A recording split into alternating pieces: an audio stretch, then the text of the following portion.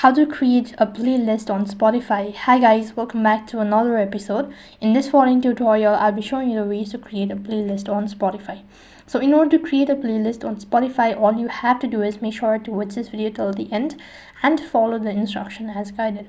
So basically you have to first of all make sure that your application is completely up to date, and then go ahead and log in into your Spotify account. Once logged in, it's going to direct you to the home page, which is going to look something like this. While you're on this page, go ahead and click on the Your Library button, and then you need to click the plus icon from the top right hand side and click on Playlist.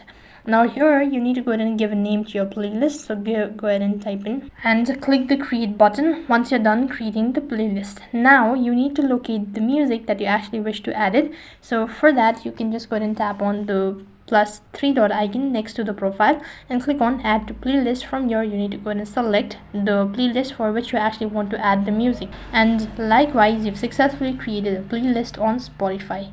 So that's it for this video. I hope the video was helpful. Make sure to like, share and subscribe to our channel. Thank you for watching. See you in the next video.